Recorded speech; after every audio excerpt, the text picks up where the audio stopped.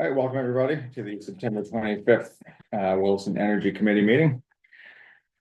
We have a lot of folks in the room, and I see a few online as well. I assume for public comment. So call the meeting to order, and a reminder for public comment, please try and keep your comments to 3-ish minutes. And if you find yourself agreeing with another public commenter, feel free to just cite your agreement as opposed to restating points. We'll limit public comment to the public comment section. I know we've got a few things on the agenda tonight that I've heard various comments about, but let's keep all the public comments to this first section. So public comment is for items that are not on the agenda. Typically. Okay. Yeah.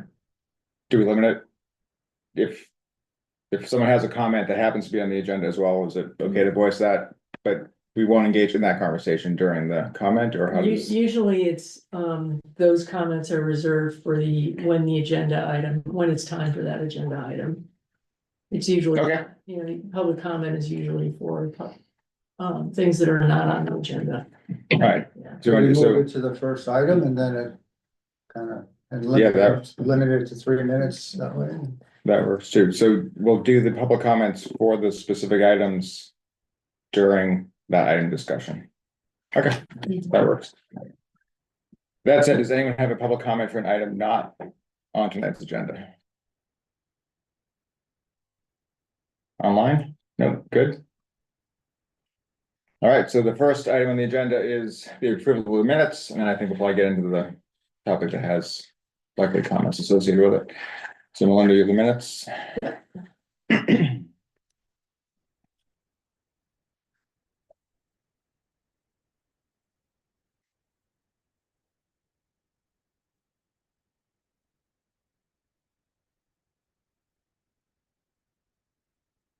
I read through them, I didn't see anything important. Change, Anyone, would we have a motion to adopt the minutes? move we adopt the minutes of August 28th. Is that the right date? Yeah.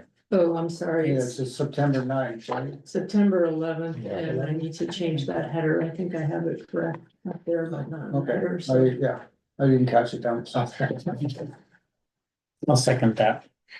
All right, all in favor of adopting the minutes of September 11th as written, with the exception of changing the date on the second page? Oh, Just members present. Our titles are backwards.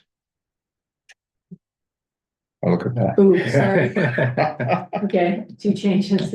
So, very minor. Here I've highlighted and I didn't even open, I didn't even mention it, yeah. All right, assuming the motion still stands, Kevin. All in favor of adopting the minutes as written with the 2 changes Melinda has for September 11th, say aye. Aye. Any nays? I don't think we have anyone else, so the ayes carry it.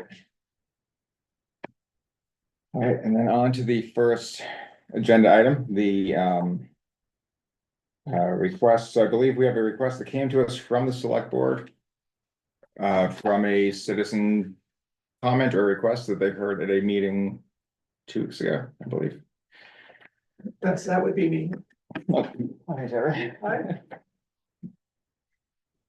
You want to? So what would you like me to do? Do you want me to go over what I presented at the select board, or? If you could briefly, just like, what your request is and why, and. Sure, Could you please introduce yourself too? Oh, sorry. My name is Terry Zitrich. I'm a resident of Williston. I've been a resident for I say 32 years, with a small hiatus. I moved out for a couple of years, but then I came back, and so 3 kids born in Williston, and often grown, and some married, and some out of state. I'm disappointed to say, because of the cost of living, but that's another story. But so I went to the select board. I sent the select. Are we okay to go? So I sent the select board a memo on September 3rd about 2-cycle blowers, I guess, which air blowers, leaf blowers, there's a lot of different names, grass blowers, whatever you wanna call them. And, you know, I first came to be, interested in this because, you know, we've had a surge of people in the neighborhood using lawn services. And, you know, they're cheap lawn services. It's amazingly cheap, cheaper than kids would cut your lawn. And, one of the reasons I think they can do it so cheap, I'll get into it very quickly, but one of the reasons they can do it so cheaply is they use enormous equipment. They use lawnmowers that fly across the lawn. I know they're driving, but they move very fast, they're very loud. And they use air blowers and gas air blowers and gas trimmers. And the air blowers are incredibly loud. So that's what first piqued my interest. I mean, I'm kind of driven from being outside in my house, beautiful summer days, having to go inside because I've got a couple of these operating like next door to me across the street. So I was curious as because they were super loud, and I was curious as to how loud they were. I got a sound meter. I have a sound meter, and they were 70 dBs when they were at least 120 feet away. That's 120 feet away. If you were on the sidewalk walking by these, they're going to be more than 80 dB, 90 dB. I don't know. You know, some of these things, according to the articles I've read, operate at 100 dB. So, and they were operating for a long time. So they were actually not just blowing off the sidewalks. They were blowing off the whole lawn, like scattering the grass across the entire yards of the people they were doing the jobs for, which I thought was a little crazy, but that's besides the point. So in any case, I started looking into just how loud they were. And that's when I noticed that they were being banned. You can find many articles online about these blowers being banned across the country for two things. Noise nuisance, for which they absolutely are. And the thing I didn't know so much about was the fact that they're, you know, incredible polluters. And when you read up on some of the work that California has done, their air quality board or air quality commission, it's in this pamphlet I've also provided Eric, that, you know, one of these leaf blowers in 1 hour creates as much pollution as a modern car driving 1,100 miles. Now, I assume they did some analysis. I'm not an expert on this, so I'm not qualified to comment on the validity of that. You'd have to look into their reports and analysis. I've also read that the noise they produce at 100 dB is a very low frequency noise. That's why you go in your house and they're still loud. You can't really get away from the sound. And they can cause tinnitus, even for the people that are using them with ear protection, because the low frequency sound penetrates most things. And that's not to say they don't have super fantastic hearing protection. I don't know. That's just what I've read, is that they can cause long-term hearing loss in people that use them a lot. Now, somebody that's using them once a week for 15 minutes, it probably doesn't matter. But somebody's using it for 6 hours a day, it's probably going to be a problem for them in their adult lives. But anyway, so I also looked up some of the these use most of these things use 2-cycle motors. They're very dirty. They mix gas and oil, and they only burn about 2/3 of what goes through them. The rest is expelled onto the lawn, into the yard, as VOCs. And VOCs, I guess, from what I've read, the elderly and young people are more susceptible to getting things like asthma or being affected by the VOCs. So it seems like it's not only a terrible nuisance, but also a public health risk. And, when you talk about, we're trying to do all kinds of things, building new charge stations, promoting electric cars, that's one of the things that your group does. And if you can eliminate the value of somebody buying an electric car, in 1 hour of running an air blower, does it really make sense to be selling those things in our town, or allowing their use? And I'm not interested in putting people out of business. I don't think this will put anybody out of business. Nobody has a blowing business. People mow lawns, people trim sidewalks. It's the first time I've ever seen anybody blow off a lawn. I don't think that's really necessary, although everybody has their thing that they wanna do, if somebody needs to do that, I'm all for it. I just wish they wouldn't do it with something like a 2-cycle air blower that runs at 100 dB and creates all this pollution. So. That's kind of in a nutshell, and there's a lot of information, about what they expel, benzene, formaldehyde, and I tried to, one of my neighbors has a baby, in her house, and they're got 2 of these things like right under the windows, and I said she should be careful of her baby because the sound penetrates my walls, 120 feet away, and but so any questions for me? Sorry for the long story. You kind of asked how I got there, so I wanted to go Oh, through. that's helpful, thank you. Yeah, sure, of course. Did anyone from the committee have any questions? Any clarifications? So I did watch the select board presentation that you Yeah. did also. So are you requesting that the town put together an ordinance that would ban these within town limits? Well, what I asked was, what I asked the select board, and nobody really answered me, they kind of don't do that, right? So they don't answer, they don't respond to emails, they're a funny group, but bad training, I think, but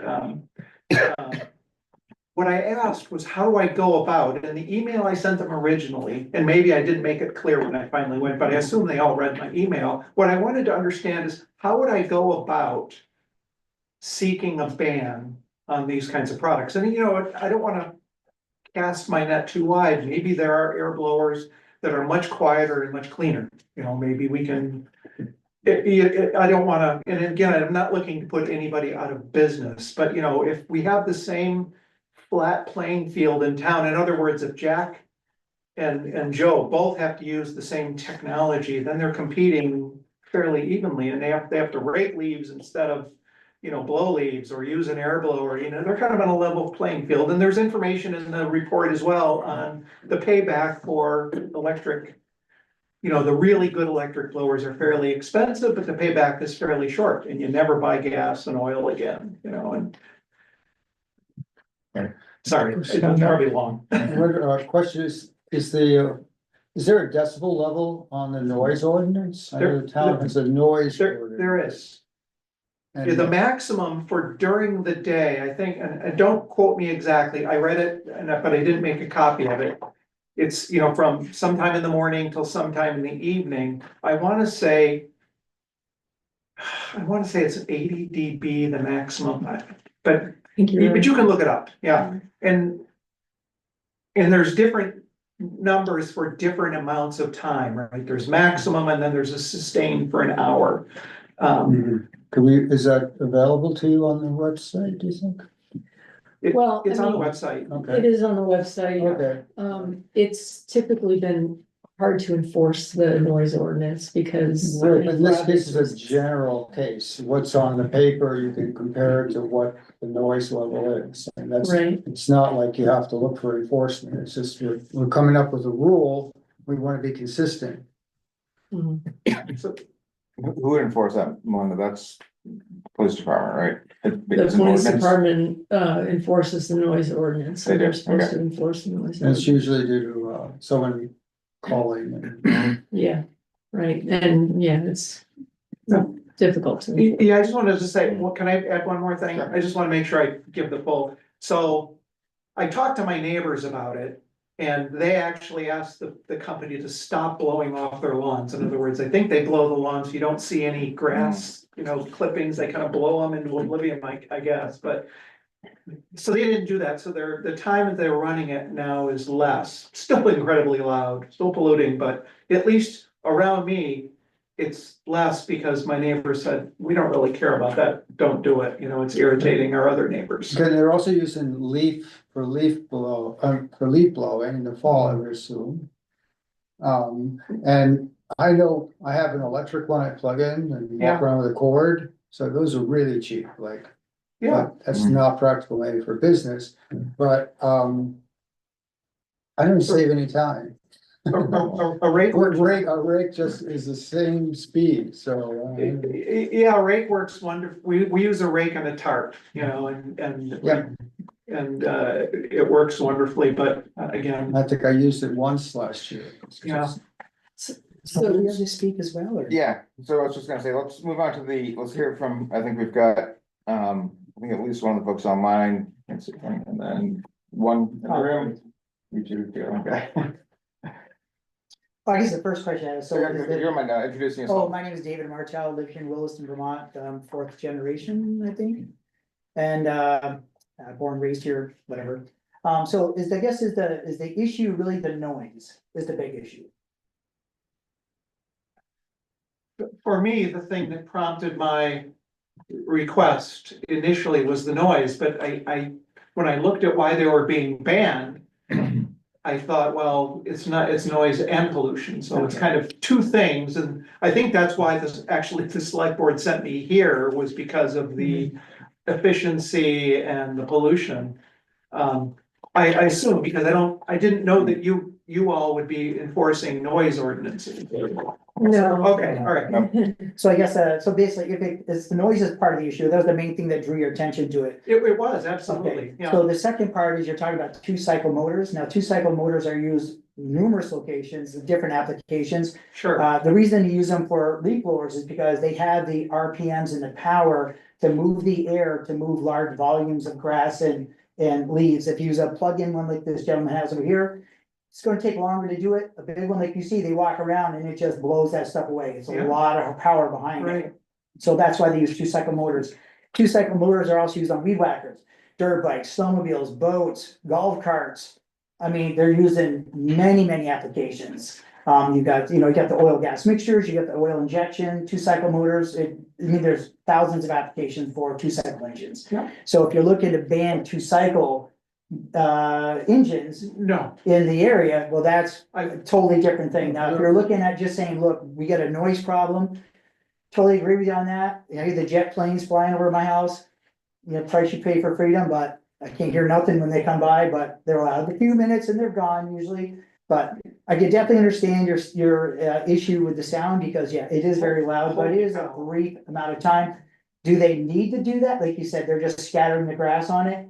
If the homeowner says, don't do that, then obviously not an issue. right. They're gonna say, it saves us money, we're gonna charge it, we're still paying the same amount, we're just not gonna waste our time Right. doing it. I'm sure they'd be happy to do that, the company will be happy. So I guess that's the thing, is we have to distinguish between this, is this an issue with two-cycle motors? Or is it an issue with noise, or is it both? Because if it's two-cycle motors, then that's a whole can of worms here open it, because two-cycle motors, I use them for everything, chainsaws, weed whackers. All sorts of power equipment use two-cycle Yeah. motors, so that's a whole nother, Snowmobiles are not allowed to be two-cycle anymore. they are. They're oil They injection. moved it to four. It's moved to four. Oh, they changed all the new models are all All the four-cycle new now? models, there's no more two-cycle Yeah. snowmobiles being made. I think also chainsaws isn't. No, chainsaws are still Okay. two-cycle. Well, everyone I know is going to electric chainsaws. Yeah, we Not have me. electric. Yeah, electric chainsaw is good for 10-15 minutes. When you're- No, we use it quite extensively. Yeah, I Hours, cut a lot of hours. firewood. There's no way electric chainsaw is gonna work for me. Not gonna happen. Electric wood splitter, not gonna happen. And batteries, like you say, the initial cost for the leaf blower, for an electric, yes, not a bad price, but when that battery dies, it's cheaper to buy a whole new leaf blower with a battery than it's just buy a battery. Hmm. And then the batteries, of course, you can dispose of them as well. Yeah, definitely, like the snowmobiles are four-cycle now, but snowmobiles are $24,000 now also, Yeah. Yeah, so. well, that might be a Yeah. good thing, because then it might limit the time.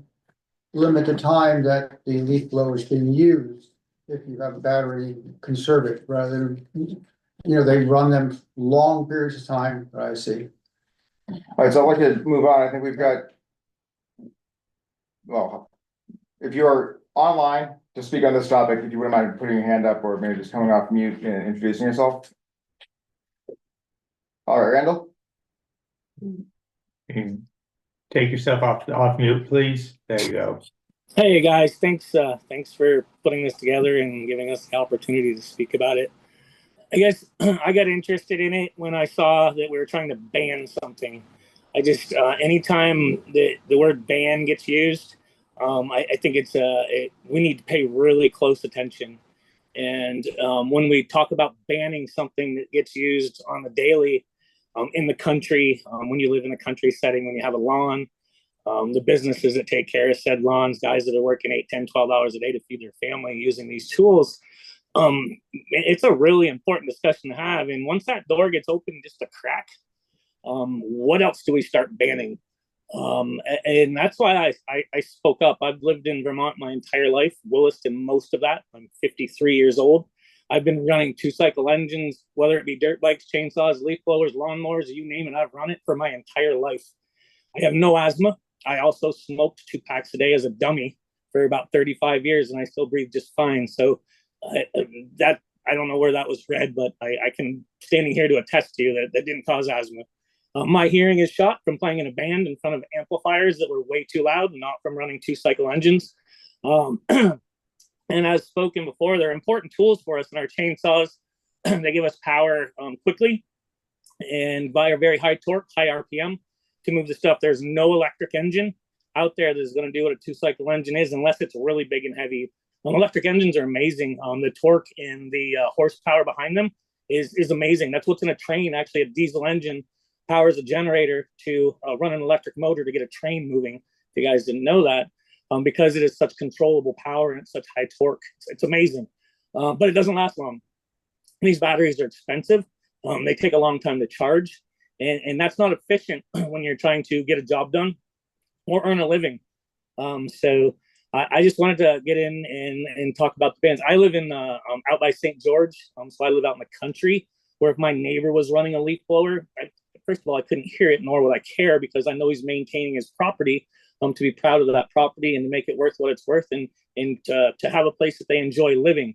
And typically lawns are mowed by businesses, i.e. landscaping companies, during the weekdays, during working hours, because the gentlemen and ladies that are doing that are working. On the weekends is typically when the homeowner does it. And the homeowner is not going to run as big of tools, but they are still going to run tools. And if you own a home, I welcome you to take care of your property and maintain your property. If you don't want to take care of your property, that's on you. But if you moved and lived in the country where people have lawns, and we've been doing this for most of my life, so probably most of yours as well, it's no surprise that people use these tools out there. I think the idea of the environmental effect by the smaller engines that are out there, there's an environmental effect to lithium batteries and producing things in third world countries too that we probably need to focus. Vermont does a great job. When I was a kid, we sprayed oil on the roads to keep the dust down. We burned trash. We did lots of things that we don't do now. And Vermont does a really good job about taking care of Vermont. Vermont's not the problem. The problem is elsewhere. I think Vermonters are proud of their state and they take care of their state very well. And we're such a small rural community that we wouldn't even move a needle if we decided to stop using these things today. It really wouldn't even make a difference. The differences are made on where you buy stuff, where things are produced, how things are produced, the chemicals using to produce those things. That's what we should focus on. Buy things that are made in America. They're going to be more expensive, but they'll be better produced and probably didn't hurt the environment when they were building them as much as they do in China or a lithium mine in South America or something like that. So I'm really scared when we talk about banning. We shouldn't be banning anything. We shouldn't be recommending anything gets banned. That's not our job. That's not our job. Banning anything is a scary, scary thing. And again, once we open up that door, whether it be a leaf blower or a gun or a person, banning anything is a scary thing, and we should definitely walk lightly when we have these discussions. And that's what I have to say. Thank you for your time. Thank you, Randall. And Reed, looks like you got your hand up. Yeah, thanks, Kevin. I'll try to be brief. I didn't come particularly for this topic, but I just wanted to express that while I do think the environmental challenges of two-stroke equipment, especially in like residential settings, is a challenge for Williston, I would just encourage the Energy Committee to think about it in a cohesive way with other sources of pollution and issues for this particular request. And I know I've talked to you, Terry, about it. It really seems like it's a noise issue at this point. I hope that the noise issue gets dealt with to make sure that people can enjoy their property when their houses are close together and there's a lot of contractor activity going on in between. Thanks. Thank you, Reed. Did anyone else was there any other public comment for this? I think. Marcia, go ahead. Well, I just want to, I'm not prepared with statements about this. But with all due respect to Randall, I think we need to, I'm not afraid of banning things. Because we're living on, we share a planet, and every little thing adds up. And so I think that's what all these scientists, and that's why we're doing what we're doing in Sustainable Williston, is we're alarmed. And I think we shouldn't, I realize that it's a red flag to a lot of people when you talk about, legislating what people can and can't buy and use in their own homes. But I think that's a step in the right direction, personally. Thank you, Marcy. There's no one else with public comment on this topic. I'll turn it over to the committee members. Do any of you have any thoughts, questions, anything you want to? What did the select board wants to do? So the select board wants to know if you would be in support of banning leaf blowers. They're simply asking for your position on this at this point. And then, drafting a memo with your position. And then the select board would, I guess, decide whether they want to kind of move forward on something like this. I'll make a comment. I think that takes, I appreciate the comments from everybody. It's a lot of public comment that we don't usually get, and both for and against this request. But I think it would take, I wouldn't want to put a proposal in front of our committee to vote yay or nay tonight. That would be my opinion, that we need some more thought and reading, and as people have said, the ramifications of whether this is a noise ban, a 2-cycle engine ban, and what that would mean and how it would be enforced, and what impact it would have on commercial and private use if it were put into effect. So I think we need more discussion, more as a committee, now that we've taken in 1, 2, 3, 4, 5, 6 different comments. That's my opinion. So, can I ask another question? Sure. So in the move to learn how we would go about doing this, right? One of the thoughts I had would, if I did a petition and got it on a ballot, is that a process to do it? Now, I'm not trying to go around you guys at all. I'm just, I'm happy that you guys are actually looking at it. I actually didn't know anything would happen as a result of going to the select board. So I'm very pleased. So thank you for giving me the time. There is a town process. There's a threshold of signatures to get a measure. Is it on the ballot or is it? I think it could be a ballot measure, I think. I don't quote me on that or anything. I can ask Eric. Yeah. Personally, myself, I would talk to your neighbors, see if they all say, we don't want the leaf blowing. Talk to their contractors and say, just don't use the leaf blowers. That's all you have to do, and then you don't have to do anything. I mean, if they're all for it like you are, then it shouldn't be a problem. I tried that. Yeah. Guess what happened? They'll say, yes, let's do it. No, my neighbors are wonderful. I have the best neighbors. I mean, they're all, they're actually the best people on the planet, but. I tried talking to the contractor as you suggested, and 15 minutes later, a police officer showed up at my door. Because I was harassing which I wasn't, I just talked to them in a normal voice like this when they were done, because you can't talk to anybody when they got a leaf blower. But anyway, they were using, my impression was they were using the police department as a police stick, for which I wrote a complaint to the town on as well, but that's neither here nor there, but I did actually try that, because to me, that's the most reasonable way, right? And I talked to my neighbors, and that's when they all said, let's not, bother with, because they were using it for a long time. So if your neighbors all said, we don't want it, if they asked the contractor, if they all said to the contractor, we don't want the leaf blowers being used, the contractor should just not use it, because that's gonna save them time and money. So we're gonna, we're at 7, so. Yeah, sorry. Yeah. No, that's fine. Reed, I agree with your point. My concern is the amount of work the Energy Committee has on our plate to be taking this on as well At the immediate at time. the immediate time. I mean, I'm 100% agreement. Like, if I never hear another leaf blower again, that'd be amazing. But the amount of work we have on our plate right now for something that personally, I feel like there are other channels, which the noise ordinance being one, HOAs, I think are a great way to deal with this as well. I tried that, they don't have any jurisdiction, they feel like they don't, it's a town thing, it's a noise ordinance thing. Interesting. But anyway, I don't wanna, I think we can keep it on the backlog Yeah. to come back to. And that's also fine if you wanna, if your initial feedback to the select board is, this isn't a high priority for us right now. That's a bit of feedback that I can hand back to them. Well, I think that That's it's not something that I like to see move forward in some kind of way. I think that they're harmful to the people who use them.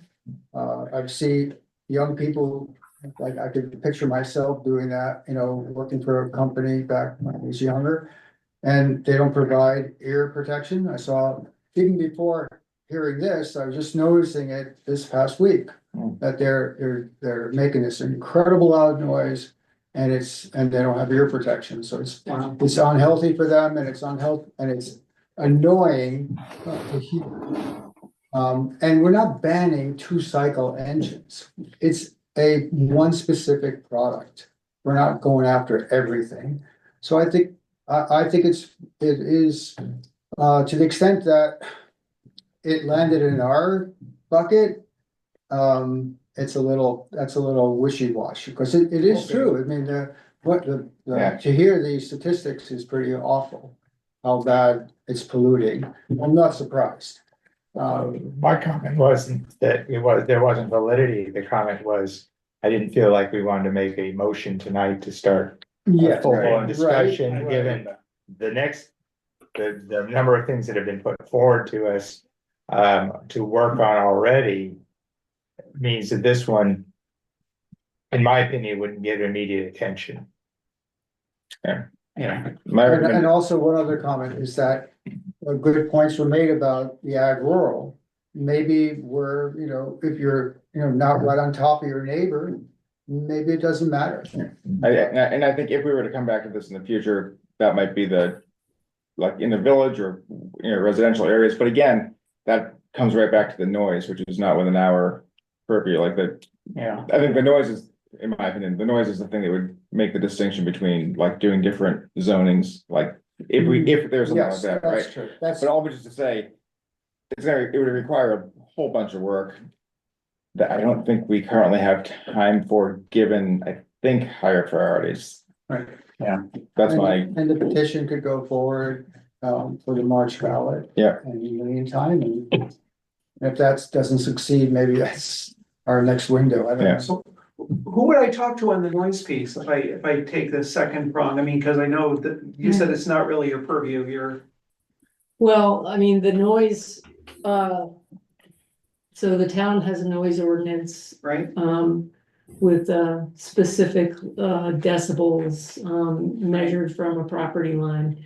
My opinion is that the noise ordinance is difficult to enforce. But the police department is supposed to enforce it upon complaints. I see, Um, okay. I mean, you could ask Eric about the petition option as well to see Right. how to move something like that. Yeah. Okay. All right. All right. So do we need a motion from the committee? So you can send something back to the, how do you wanna, I just wanna make sure you get the outcome that you need to be able to go back to the select board and. Yeah, I mean, so what I'm hearing is that because of everything else on your plate, this particular issue is not a high priority at the moment, right now. So would you say it has merit though? And you don't have the time? Well, and that's the question, so was the select board asking about, like, again, personally speaking. I think everything we've talked about is Mhm. quite valid, right? Like, we know two cycle engines are incredibly polluting. They're, benefits aside, right? The noise is a concern, but that's not within our purview. Mhm. I think it has merit. But there's work associated with doing that the community doesn't have time for. So I guess what's the select board like looking for? Is it just like, If you want to, if you want to make a statement about like your sort of initial take on the merits of it, you can do that as well. could one of us maybe draft, or a couple of us could draft that and then just next time we get together, Mhm. vote on a couple of those, like, I think we're going in the direction here of, there's merit, right? There's merit to the complaint for sure, from a pollution standpoint. Questionable whether even pollution in the general sense is within our purview, that's another topic. But regardless, not something we would be taking up in the near term. Sure, I mean, yeah, that sounds good. Okay, It doesn't have to be that long. I'll write something to him. Yeah. Okay. Send it around. cool. All right, well, thank you everyone for I think this marks the most spirited public discussion we've had at this committee in the 3+ years we've been going. Marcia, did you have something you want to say before we close out on this? Yeah, I just wanted to suggest that Terry write an article, a letter, something in the Observer, just to educate people, because I think there's probably things that people just aren't aware of. So I just wanted to make a quick comment. I know you guys have a lot to do tonight, so I just wanted to throw that out. I got a lot of support on Front Porch Forum. I wrote a quick blurb on Mhm. FPF and got quite a few people responding, so All right, thank you. excellent, Thanks thanks for so your much, time. sir. You can tell Jonathan and Kevin I said hi, I've been working with them for a long time. Pardon me? Tell Kevin and Jonathan I said hi, Oh, I work at Deal, you do? Yeah. I'm sorry. Your name is Kevin Thorley. Kevin. Yeah. I will. Thanks. All right, so on to the next topic on the agenda, the clean heat standards, so. Melinda, I believe you got back some considerations from, was it legal counsel and the other towns as well? No, we did get some information from our attorney. I mean, basically, without sharing details, he did say that the town has the authority to adopt the clean heat ordinance. And what I had linked in the agenda is basically the general framework for policy. And so at this point, the Energy Committee's kind of charge is to weigh in on these general policy considerations and then report back to the select board. Not to draft a policy, just to, there are certain, levers that can be pulled and things to weigh in on to shape policy and kind of discuss how you feel about those things and what you would prefer. I have gotten some feedback. I actually just got some feedback today. I got some feedback from David, and you can speak to it, you can speak to the committee. I did get some feedback today from a developer, who's also gonna write up some comments and send them to me. And then the other thing I linked was a study done for the city of Burlington on, it was an economic analysis of how a requirement for all electric buildings would affect the cost of construction and the cost of ongoing, like heating and cooling costs, which I shared, and hoped that folks had a chance to look at beforehand. And was that in addition to? Burlington already has a clean heat standard, They do, yeah. right? So is Mhm. this what they've, I didn't get a chance to read, was it what they've seen or what they expect if they were to take future actions? No, this was done when they adopted prior to. This is- their okay, adoption. this is It was Yeah, analysis, yeah. they hired a company, Yeah, it's not grounded in any yeah. afterward. This is what they did before they. Okay, Correct, and, yeah, and I thought it was informative and basically, showing how it could impact us. Yeah. And since I know, I mean, I thought, my sense was that you wanted to know more information about cost. I know the housing committee wants more information about costs. Yeah. And I intend to share it with them as well. So that's what I've got, and I can pull up the policy considerations if you feel like you want to have a look at them and discuss. the ones that come from the attorney. No, Oh, these are. They just give you, like- General considerations to think about when crafting policy, and these were brought up before, but. so the only feedback from the attorney was generally, yes, the town can basically, do this. yeah, the if we town so can do choose. this, Okay. I mean, there's precedents from other towns, it Right. should be, yeah, I Do mean, we, Williston is a little bit different from South Burlington because we don't have, any kind of building code, South Burlington has a fire code. But the attorneys advised us that you don't necessarily have to have a building code or a fire code in place to adopt like one of these sort of targeted one-off regulations. was the whole thing about needing a building inspector addressed? Yes, and, so the way that South Burlington does this is that they have appointed their deputy fire chief, I believe, to be the, inspector of heating systems. Mhm. And Williston could do the same. I mean, there is a requirement to appoint somebody who's qualified. And how the town wants to go about doing that is kind of up to them. So South Burlington, you said South Burlington or Burlington appointed the, Well, South Burlington appointed I think either the fire chief or the Okay, deputy fire okay. chief. City of Burlington has a robust building code system in Right, place already. So they didn't. and there was- they didn't invent that because of the heat ordinance. No, They no, went- no, it's been there Yeah, for a long time. Yeah, so I thought, yeah. yeah, if you want to pull up the policy considerations, we can run through those. Did anyone have comments from anything else before we jump into that document? Or do we want to?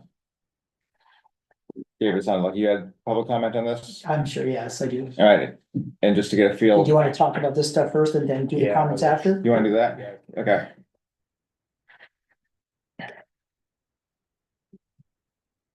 Okay, so these are just some basic discussion point questions, that, maybe they won't take much discussion from this committee, but maybe they will. First is, are we talking primary heating source or all heating source, meaning city of South Burlington has, I think, a requirement for 85% of the heating source to be non-fossil fuel.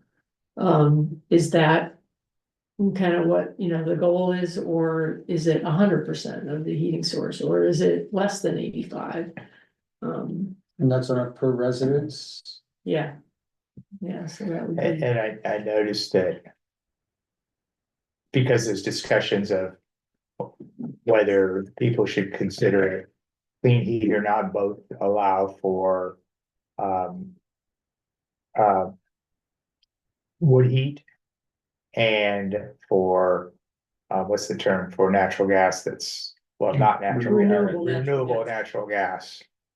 And so they've allowed those in there. Well, and And so, if you're gonna call it clean heat, are you calling it? Like I said, is it not fossil fuels, but still allows for other sources, which Yeah. I wouldn't disagree with allowing them. You know? And I think we do have language in the plan we submitted to the planning commission, right, about like Right, our definitions that we could fall back on. When we say primary heating source and we give a number, right? That's not a, this is at the time of construction, right? Not operation, so if we're gonna use the phrase, something like primary heating source for like, 85%. That's a question of sizing, not, Right, it's Yeah. designed, so we're It's not gonna designed. enforce whether like, what people's.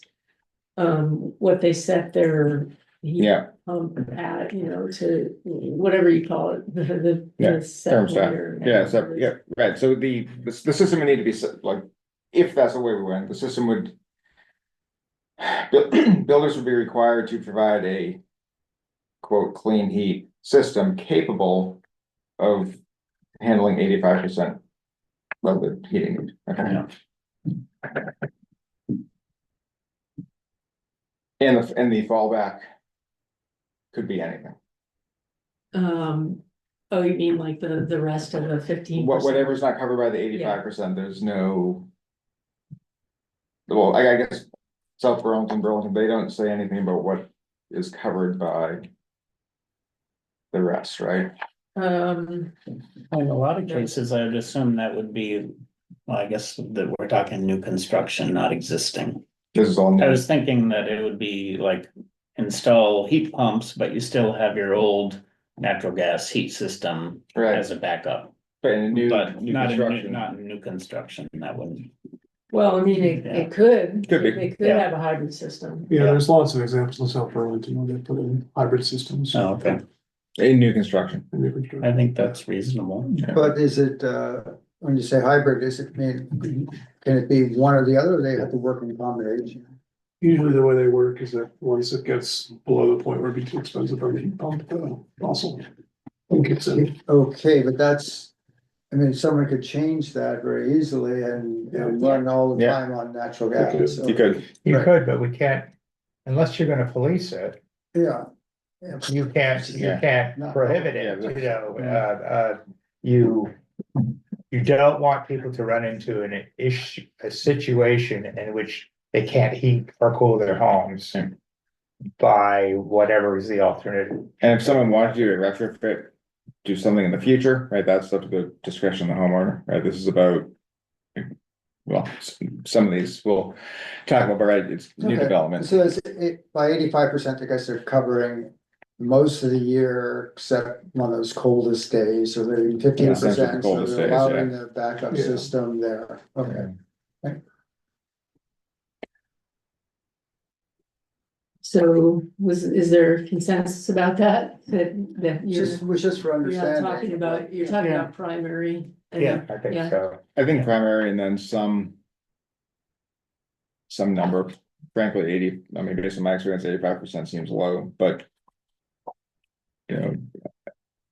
Other towns will put good work into this, right? I Mhm. don't feel the need to.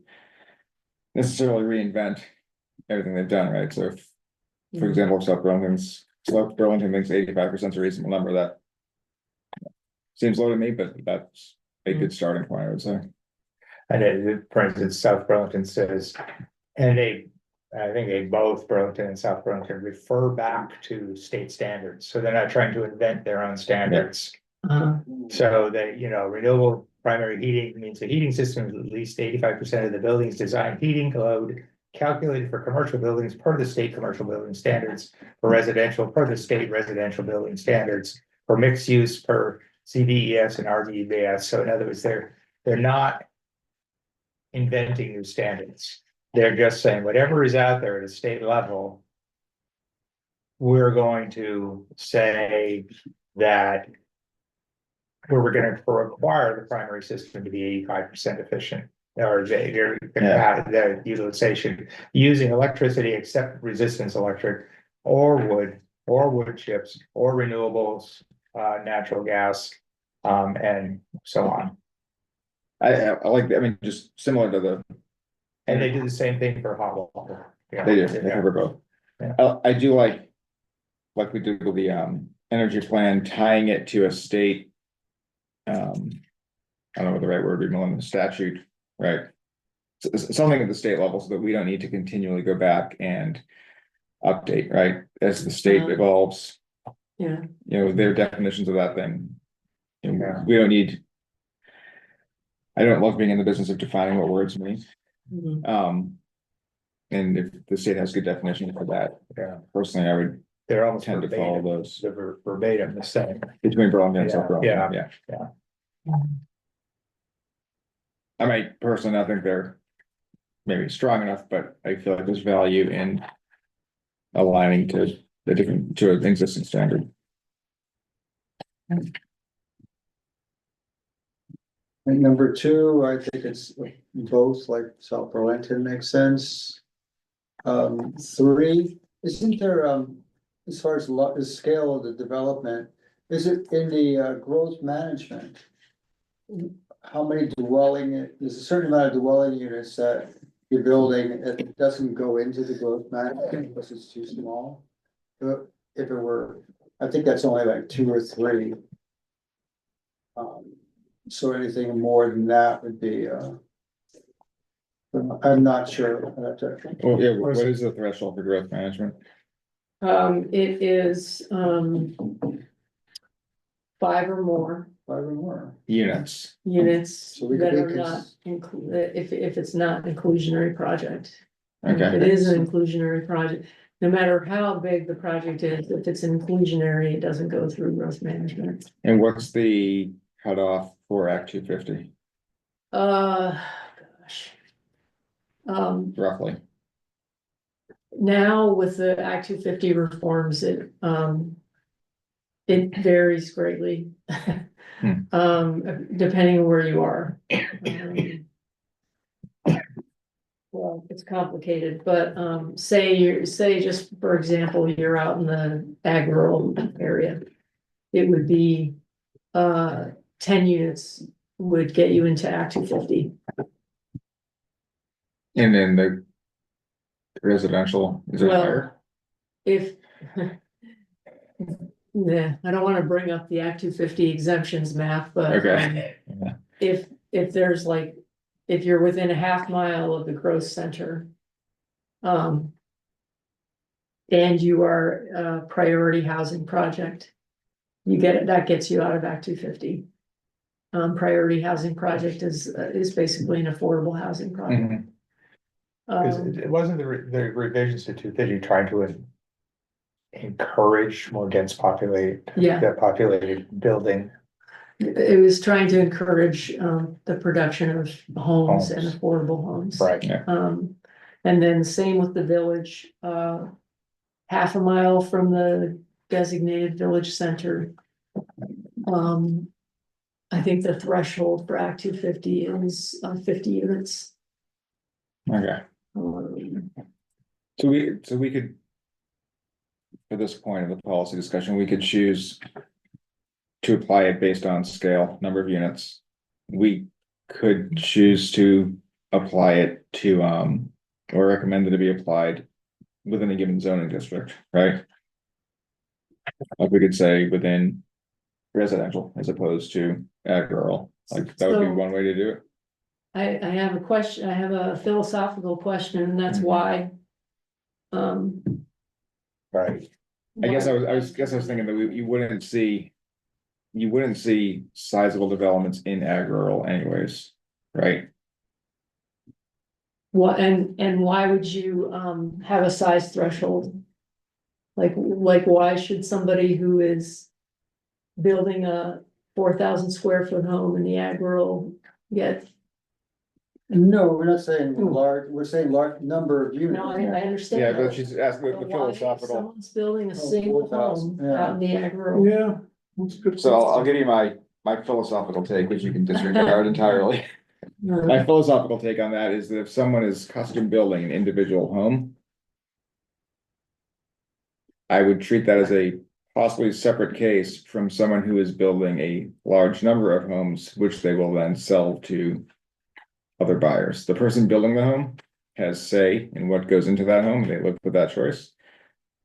Part of the value of this is in.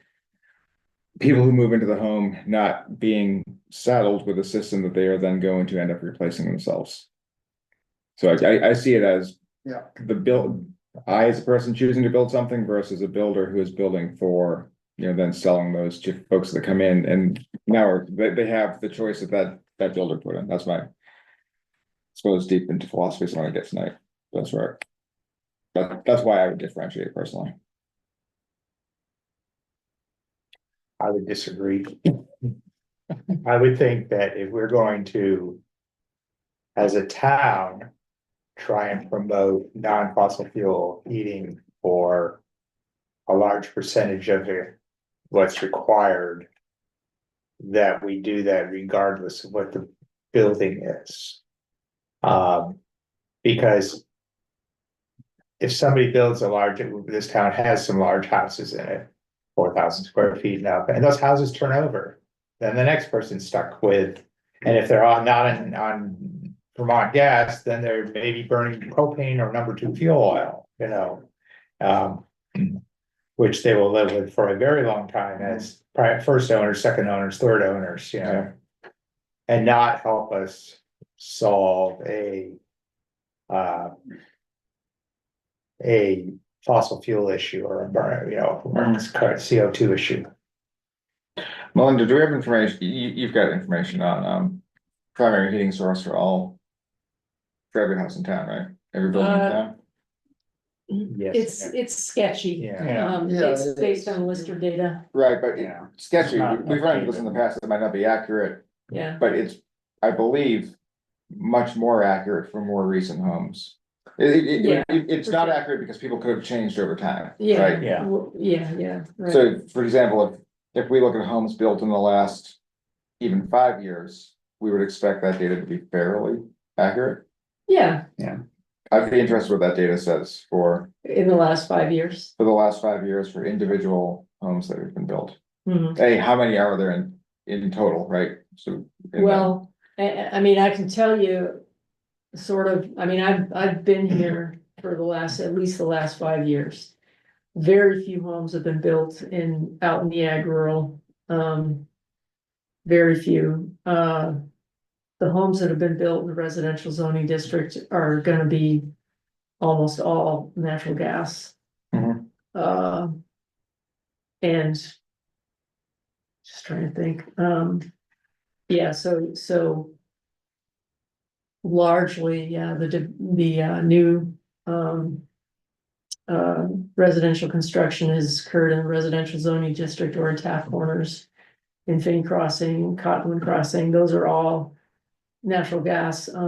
There are, heat pumps for cooling in those, in the apartments. So if we were to make a broad sweeping statement with some hand waving, 99%. With what we're considering for some kind of at scale, I'm not gonna say large, so like at scale development, like. More than 10 units, more than 50 units, whatever. That would be 99% of construction. That we've seen in the last 5 years. 99% of the units in the last 5 years have been in a large scale. Yeah, maybe like 95 Okay. or so, say.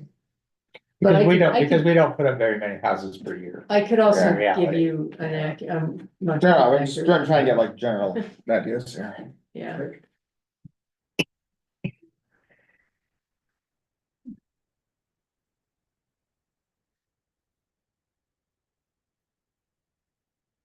Any other comments on this, on point number 3? So it sounded like Reed's like scale doesn't matter. Did I interpret what you're saying correctly, please? Scale. doesn't matter. Yes. And is that, I'm looking, if we've been using our neighbors, Burlington, South Burlington, as a kind of as a model or a reference point. I mean. South Burlington says, new building means all new construction, residential, commercial, industrial with a heating service system or water service system, either a complete application package or for home or occupied dwellings, a complete zoning permit application submitted. And so it's talking about it doesn't seem to have a reference to size or scalability. All new, excuse me, all new construction. Yeah, And it answers, 4 for what also it's. Well, yeah, that's- Commercial and. That's what South Burlington did. Yeah. I guess that's something we should, do you all have a thought on applicability, both residential and commercial, just residential? Any opinions?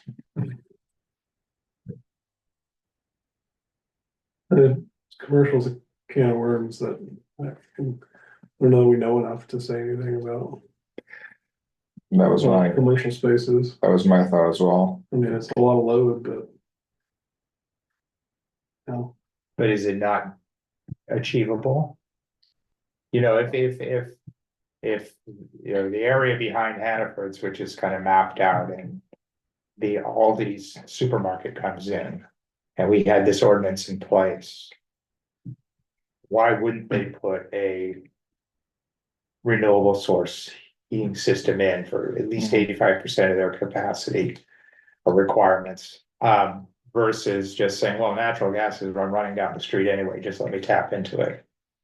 I mean, they just built the state complex up on the hill and that's got the. Yep, that's what you have. Ground source thermal, Yeah. Good point. which probably is better for a larger scale And that's, commercial, right, than. yeah. it also Yeah. doesn't have gas service to it, so. There's no gas service, Right, that could be like There's no 85, gas 15 service split. there. no, Oh. they didn't know which way. Oh, okay. Well, they had a It works, choice, right? Yeah. They could have choice, they could have paid down, I guess. They could have paid for the line, or they could Yeah. have put in propane, or they could have done anything, you know. And that's a pretty large building, right? Like a new building like that, you know, like if you've got the capital, like the geothermal is not a bad option, Yeah, you know, out there where it's. There's not other good options to connect to, that's probably cheaper than running propane, honestly. In the long run. mhm. Oh, I'm not advocating propane, but it's. The, heat pumps are designed to, they don't, like, just, oh, I wanna heat up a room, you know, like, and then it heats up immediately, it's kind of just to keep it Maintain. maintained, Yeah, right? Right. So if you have something like a fire station, where they open those doors, you need geothermal or something, like, you could have a radiant floor heat would be a very good way to do something like that, but they don't. You know, they're just like throwing all that heat right out. Keep the air Big and then it doors, escapes. the doors aren't thermal. They do have radiant floor heat, actually. They do. They- Oh, okay. Fire station. Fire station's great. And it's probably fired with, It's natural Natural gas, gas. Yeah. of course. So is there, could that be electric? I don't know. is there any opposition to including commercial?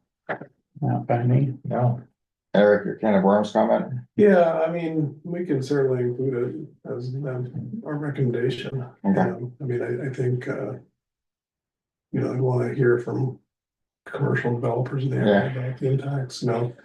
If Aldi's gonna go in and Hannaford right next door on gas, it's gonna be more expensive to heat Aldi's, right? So that's blows their competitive advantage away, right? So they'll have an opinion, right? The developer will. So we should hear from them. well, I think at this point, you know, anything that would go forward, we'd be looking at public comment anyway. Yeah. And if we did it like Burlington, and South Burlington have clause related to the cost, right? A waiver provision. There's a waiver to provision. carve out. Yeah, Notably, I don't think Burlington has, I don't think their regulation applies to hot water. I think it's for. I thought it just applied to. I think if Do you have it in front of you? I have it here,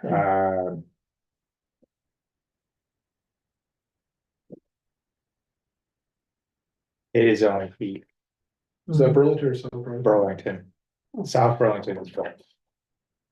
I mean, At I least the think, part that I printed out, and I think that, from what I've heard, domestic hot water may be more problematic, especially for large buildings, apartment buildings. And so Yeah. on, but I don't know. I mean, residential, it's pretty straightforward, but for those larger buildings, yeah. You can see that being a problem. And I think for that reason, South Burlington, had like an additional carve out for domestic hot water, I believe. Or a, yeah, I can, Like a carve out as in a waiver separate from the, I from the think space so, heating. yeah. Yeah, okay.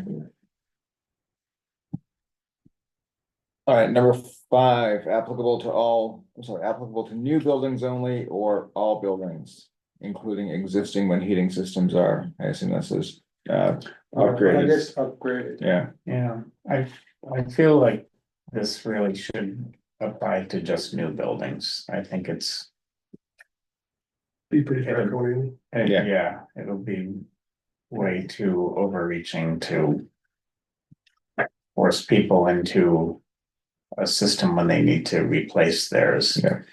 And I'm hoping that the market actually dictates that in the future, maybe it'll make more sense for people to go with, hopefully, the more renewable source at Yeah. the time.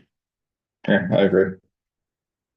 Yeah, I mean, an existing residential building, before you do the heat pump, you have to weatherize, right?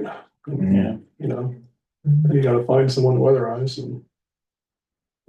You know, It would be cheaper to run if you weatherize. yeah, I hear the have to, right? There's the. But having owned a house where I had to replace the furnace, I got a more efficient gas furnace, but didn't change out from using gas. You know, Yeah. whatever the- Yeah. You know, Yeah, I personally think it should be limited to new construction. And if no one disagrees, that's an easy one to move past.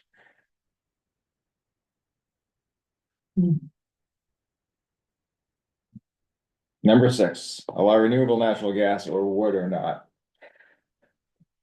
No. it was back. The only thing I'll say about renewable natural gas is so that, you know, I'm obviously a fan, right, but the state clean heat act makes, provisions for the kind of natural gas that you can source. And that they use a carbon intensity score to, you know, basically, some gas is better than others, the stuff that's made down in Salisbury, so Middlebury is the best, right? But if you get it from landfill out of Seneca, then it's not as good. And what they want to avoid is, you know, transmitting it over long distances Yeah. or, using like, feedstocks that would be grown, you know, like take it back Mhm. from land, you know, so like. Yeah, the carbon intensity score. And is there, at the state level, is there a threshold for what they consider renewable, like it has to be below a given intensity? Yeah, there's a carbon intensity score, I don't remember off the top of my head what it is, and I think it's on a sliding scale actually, because as you go forward, Mhm. like the time you get to 2050, there's no RNG.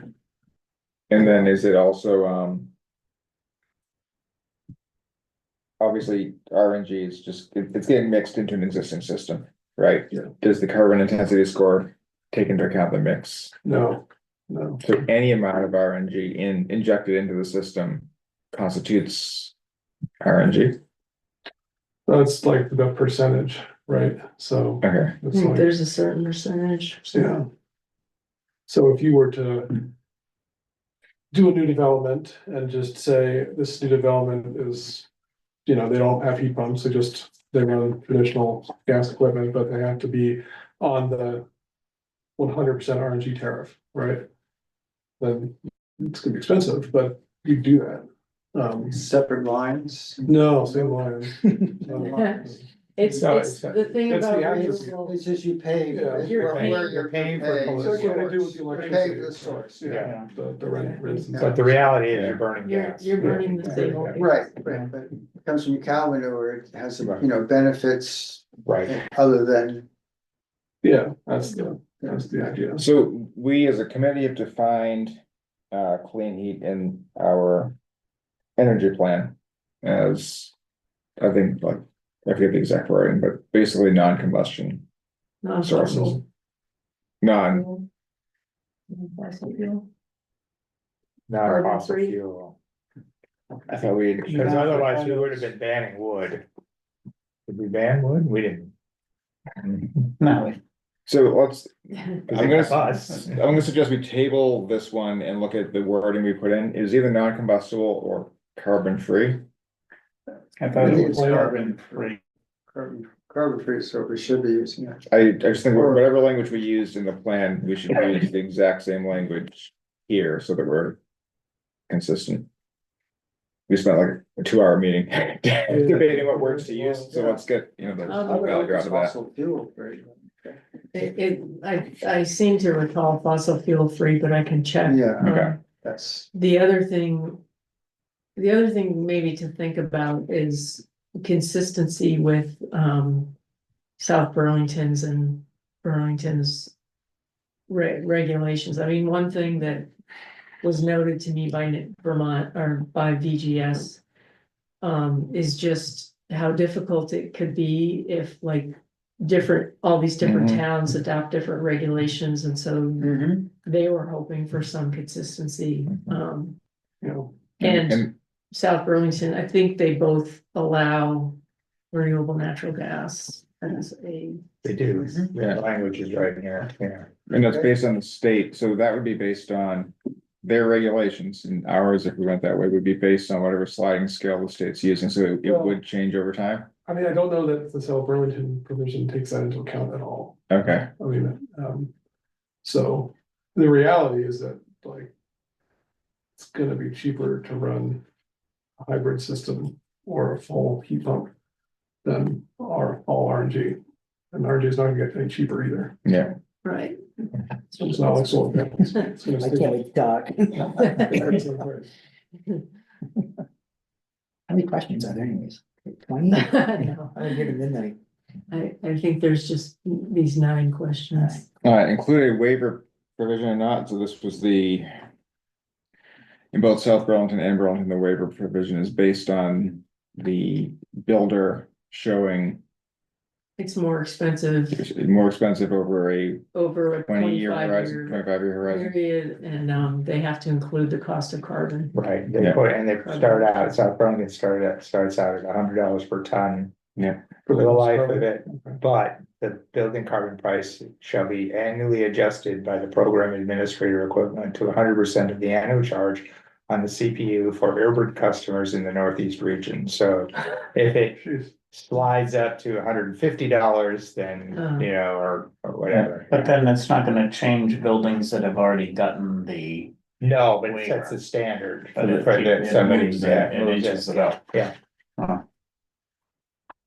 Yes, yeah, they don't take the waiver away, right, because you're basing it on a 25-year life. Buildings already made. Yeah, I personally, I thought the waiver, I don't want to call it, not just the waiver, but the exemption process I thought was very well done in Burlington and South Burlington, right? If in a specific case, it's shown that it is more expensive, and the onus is on the builder to show that, then they can get the exemption.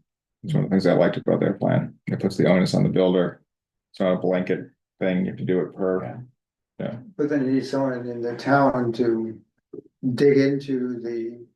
Program administrator. That's, Yeah, you might need a consultant to help you. To truth what their claims are or something, is that what you mean? Like you have Yeah, to- I mean, they're, Yeah. where yeah, they get because they their. say verify. in Just here. because they say it. Well, doesn't no, mean it it's true. says the building inspector may issue a certificate of compliance, so both have building inspectors. So they are at least the point of authority to demand valid data. Yeah, but from isn't the that developer. not boulanger, does he have time to really dig in? Well, he's not a building He's inspector. not gonna be No. He's not responsible for Oh, that. okay, so he's gonna be. a So we don't His consultant. assistant fire chief is gonna handle this. Yeah. So in other words, they put a point person in these ordinances. Okay, good. All right, I think this does come back to a question of scale though, right? When we talk about the size of the development it applies to, part of that is from an administration perspective. yeah, Right. the onus on, one house owner trying to pay for all that extra administration stuff. Well, I'm talking on our side too, right? If every single building that's built in town or every single residential building built in town, that's higher workload on whoever we appoint or hire to be the arbiter, the inspector, whatever it is. Mhm. Well, it becomes a new position because we don't have such a position right now. So you hire somebody with the level of expertise to do building inspectors.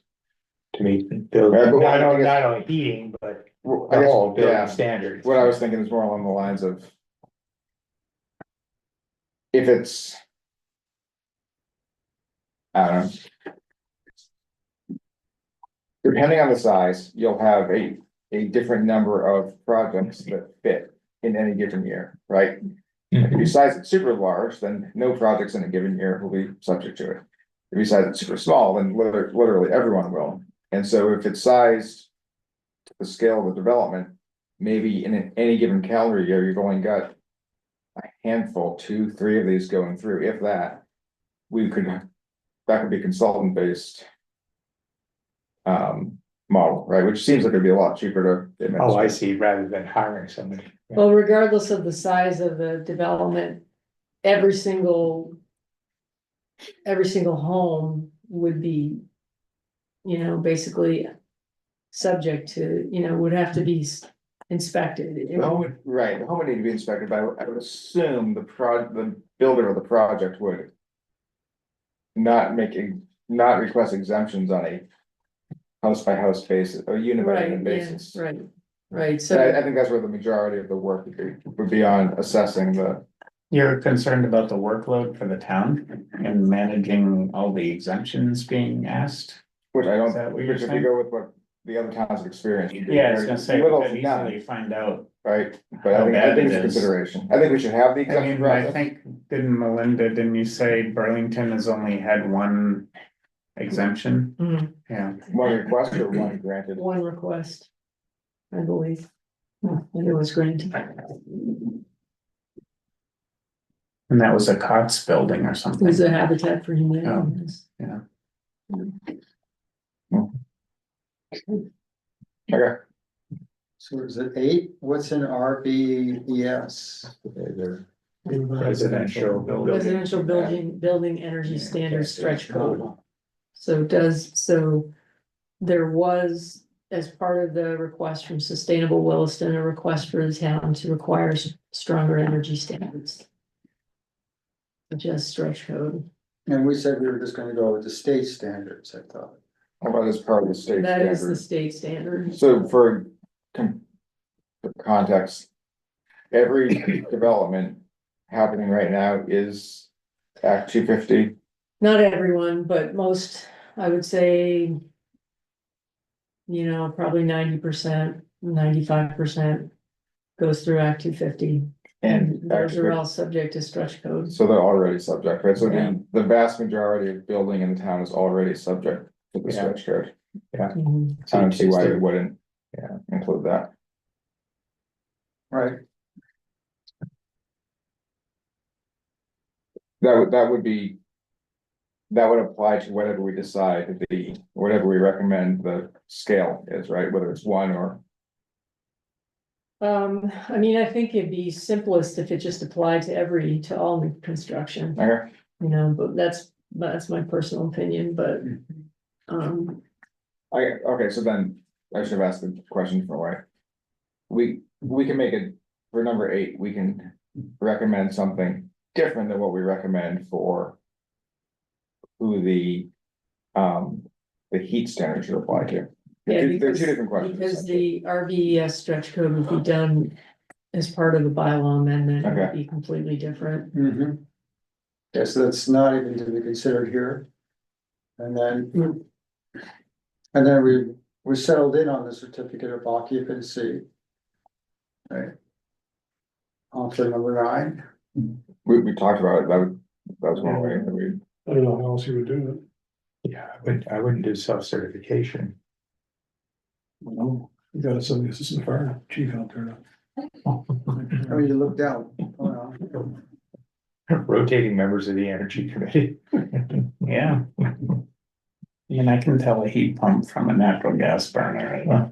Right, but is it sized The sizing is properly the- Yeah. for air conditioning Yeah. only, or is it sized to Right, heat? right. Yeah. To 85%? It's the 85%? kind of tag, So and it's it'll just say, it's the set point of the yeah. cutover. So Melinda, for number 8, do we say yes across the board? Is that, does anyone disagree with yes across the board for number 8? Yes. I do not, I agree with it. We agree. Should it, so I would say yes, would be my opinion. Okay. And number 9, are we all in agreement with certificate of occupancy? Yeah, it's gotta be enforceable somehow. Yeah. I mean, the town has to have some leverage. Right, Yeah.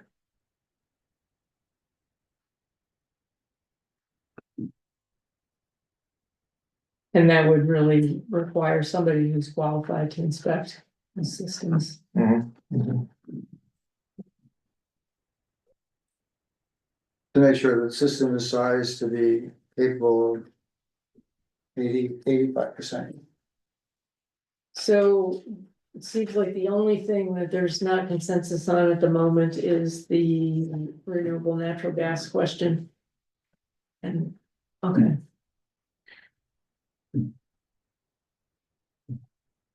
And that was because of the cost difference, right? Oh, it's a question of do we go with our previously stated definitions of clean? Or do we go with the state definition, which is already in use by South Burlington and Burlington, which has benefits? I don't know that it's in use, but I don't know that the carbon intensity is in use with those two. No. The carbon intensity might not be, but they both refer to the state clean heat definitions, don't they? yeah, they refer to it, right, and then they say. And they go through the references to all the state standards, and then they say, and is fueled by electricity, with the exceptions of electric resistance unit, wood pellets or wood chips, or other renewable fuel used by primary heating systems, including RNG, and renewable district heating. They don't mention geothermal, which they probably should. It's Just- geothermal, it's That's electric, that's just a heat pump. Just a heat, yeah. Yeah. Maybe if we look in Utah, would be a different kind, but So they don't go into any specifics of state. No. Goals, but, and we did want to be consistent with. They, Burlington you know, they do possible. say electricity, with the exception of resistance standards.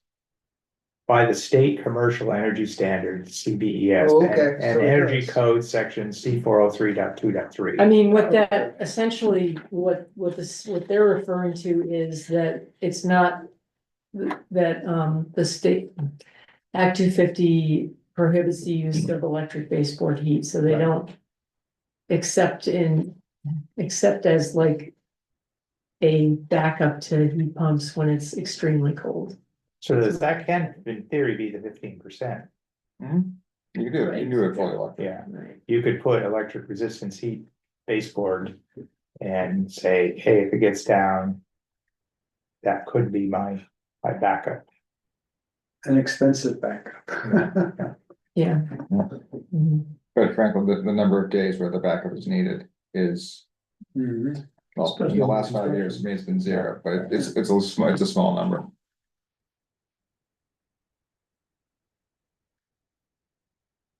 All right, that's all 9 questions. Yep, So the objective is to take these and formulate a statement to the select board then? I mean.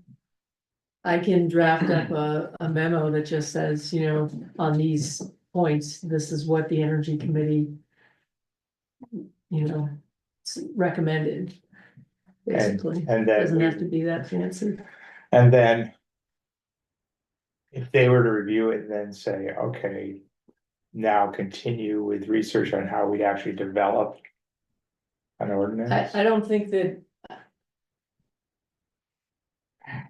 I'm not sure. I think that Or the ask the- drafting of the ordinance is gonna be left up to staff.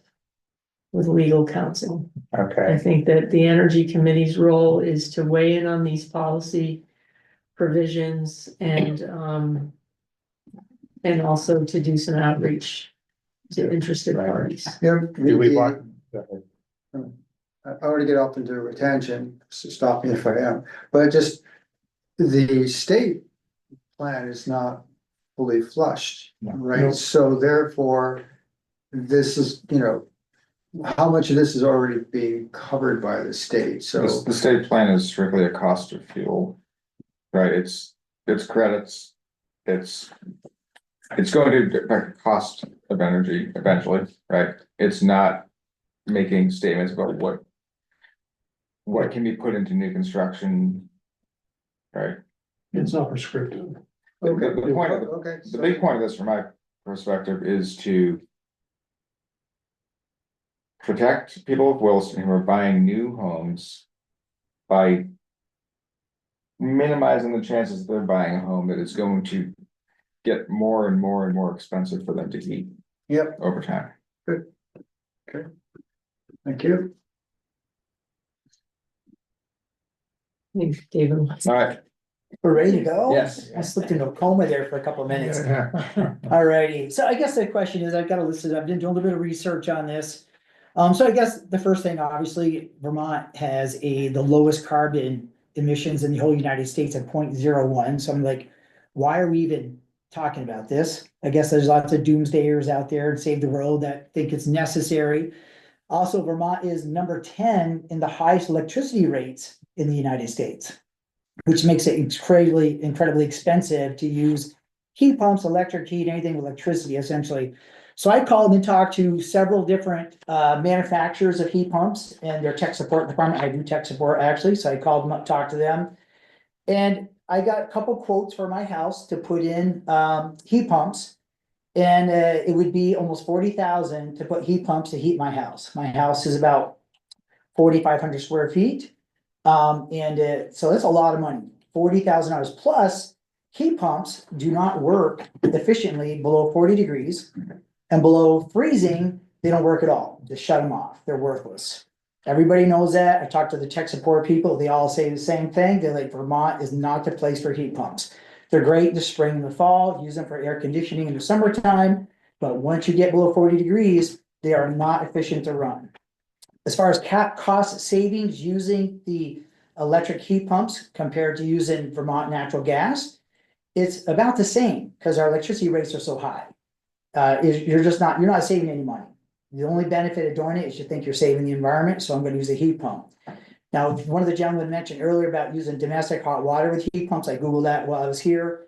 In Vermont, it doesn't work so well. Once the temperature gets below 40 degrees, you're not gonna take that hot shower. It's just not gonna happen. They just don't work. So I guess, I look at this, I'm like, and I have plenty of friends who have heat pumps. They love them in the summertime, air conditioning units. They use them in the spring, they use them in the fall when it gets a little cooler. But once it gets below 40 degrees, they shut them off because their electric bill is outrageous because it runs all the time. They're just not efficient. You guys also make a reference to South Burlington as if they're a model for success.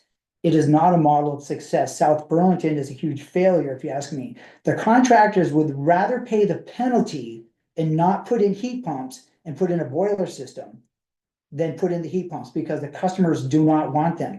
They do not work. They're cold. They're just not heating. They don't heat enough for Vermont for the temperature climate that we are in. So you have a situation in South Burlington, contractors tell people in South Burlington, you want to build a house, they say, don't build it in South Burlington, go to Williston. The rules and regulations in South Burlington, we have to put in the heat pump systems is ridiculous. You're paying for 2 heat sources now. You're paying for a heat pump system, which my house would be 40,000.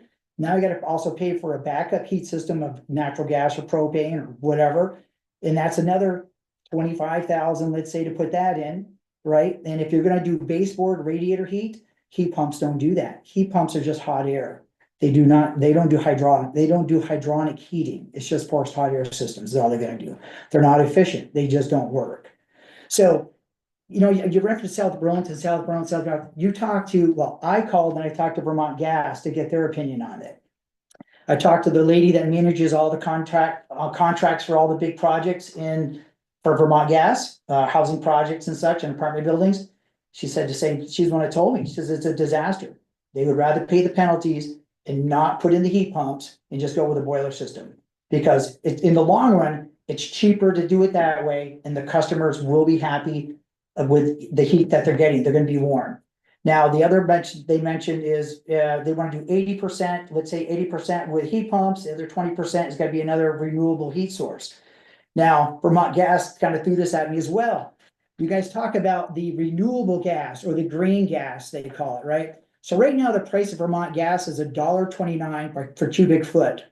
If you're gonna get the addition, if you want to pay for the green gas from New York, you're gonna pay an additional $1.42 on top of the $1.29. If you want to support local Vermont dairy farms, whether they methane gas, that's $1.64 added to it. So you're talking almost $3 a gallon for Vermont gas, same pipeline, twice the price. So it just doesn't make any sense. You want to build affordable housing in Vermont? Never going to happen if you require 2 heat systems in a house and the heat pumps, they just don't work in this area. You know, I'm all for saving the environment, whatever, using what's cost effective, energy efficient to heat. When I built my house, I did a lot of research into geothermal. I looked at the heat pumps, I looked at Vermont, natural gas, propane, bottled gas. I looked at, actually worked for Suburban Propane for a while, long time ago when I was younger. And right now, the cleanest and the most efficient way to heat your home is with Vermont gas. You guys also mentioned wood chips, wood pellets, wood stoves. Wood is like the worst thing you could burn for the environment. The carbon it releases back in the atmosphere is horrendous. So that doesn't make any sense. Vermont gas is the most effective and efficient way to heat a home in Vermont. Now, another thing the young lady I talked to from Vermont Gas said is, I said, right now, when you do a large housing project, Vermont Gas puts in the infrastructure for all the gas lines. They put it in because they see that as an investment for their return because they're gonna be selling gas to everybody. Now, I said, are they gonna put it in if people aren't gonna use propane, or using the natural gas, or a limited amount of natural gas, because they're using heat pumps? They're considering. It's like, why would we want to put all this money into the development, running all this gas line and stuff, if the return's not there for us? So that means a contractor will have to pay to put in that gas line, pass that expense off to the person who's buying the lot for the house to have built. Just more money being added on to the homeowner. Affordable housing Vermont, not gonna happen. So it just doesn't make any sense to me to do this. Another thing the person from Vermont Gas told me that was they call mini split units. Home insurance companies will not insure your home if you use mini split units because they're considered supplemental heat, or they call it not supplemental heat, it's called basically it's not the main heat source of heat for your house.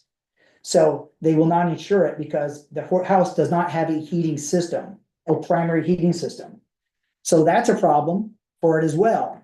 And also the other thing we talked about was the disposal of these units. So when you buy these heat pumps, I've had people that I know who had them, they've had them for 3-4 years, they need to get repaired. They don't repair them. They're throwaway. They go, it's not worth it. They take it, that's an outdated unit, technology's moved, take it, rip it out, put a new one in. That unit that you just ripped out gets thrown in a dump, it gets broken open. Now all of the freon inside of it, which is a R-410A, is extremely bad for the environment, for the ozone layer. So is there gonna be a recycling process for those? How are you gonna get rid of these units? If every house has one, put them in, you're talking about a lot of units getting recycled. That's an added cost as well. So I just don't, I understand, and there's people, hey, we gotta save the world, whatever, but this is not the way to do it. When Vermont is the lowest in the United States for carbon emissions, number 10 for the highest electricity rates, and housing affordability in Vermont is ridiculous. Let's tack on another $40,000-$50,000 in putting in a heat pump system, which is only gonna work down to 40 degrees, and anything below 40, you're not gonna use anymore. And heat pump systems, they say they have a life expectancy of say 10 years before they start needing work service. But if they fail before then, probably there's nobody around in the area that even services heat pumps. So they're just replaceable. It's gone bad, rip it out, throwing the wood in, that one goes into dump, goes into landfill. Bad for the environment. So just so many negatives to this whole situation. Now, you guys also mentioned a location that used geothermal. I priced that out for my house. It would cost such a ridiculous amount of money to put geothermal into my house, to heat my house. It was more than what the house was. It was ridiculous how expensive it was. The infrastructure putting in. I tried contacting Green Mountain Power to see if the power grid could even handle a whole development running heat pumps. Nobody got back to me. I doubt very much our current grid that we have would be able to handle the load of every house in a development or in a town using heat pumps. I don't see it's gonna work. That's not gonna happen. So you have to redo that as well. So I guess I asked myself, what is the point of forcing this on people? People that are self-conscious about the environment when they're building their house, they should have that choice to pick with their contractor to go with renewable heat or a heat pump. If they do that, maybe there's an incentive that the town gives them for doing it. But to say you have to do it mandatory, and so the contractor says, I'm not gonna do it, like in South Burlington, I'll pay you the fine. Well, does the town of Williston or South Burlington see that as a win-win? Okay, you're not gonna do it, and we still get the money, we're happy, we don't care. You know what I mean? It really, what's the point of it? It makes no sense. I don't even know why we're having the conversation, because you look at Vermont, the lowest in the United States, 10 for utility rates, and you're asking people to burn more electricity, which costs just as much to use electricity as it does to use natural gas, Vermont gas. And if you're going to use the green gas, which is twice as expensive, and it's the same exact gas, I'm just completely baffled. It doesn't make any sense to me. So I don't know. It sounds crazy, to be honest with you. It does. Not this. I No, mean, yeah, it does sound crazy, and I'll speak as an individual here. okay. If all of that were, I'll say, accurate, I would agree wholeheartedly. My home, we installed heat pumps for 2,500 square feet, Southridge. So it's like mid-90s construction. Installed heat pumps in 2019, so we've gone through 5 winters, $11,000. Have not used anything but the heat pumps since day one. They handle down to -18 has been our record. Not the heat, the amount of manufacturers I called, they do not do that. My recommendation, take a look at Mitsubishi Hyperheat, excellent heat pumps. I think the newest generation goes on a -20. They don't even start working hard until. Which electricity bill per month? For the year, I think it came out to be a few $100s more than if we were heating with gas. I tracked. They do make more efficient heat pumps, but they use more electricity and they cost considerably more I've got, to purchase. yeah, I don't wanna get too much into that. I've got all the data. If you wanna come over, pick a cold day this winter, I'll make a cup of coffee, we can go through electric bill. I'd be happy to do that. I'll check it out, but everybody that I know that has them, they do not heat below 40 degrees. Well, point of technical point, so.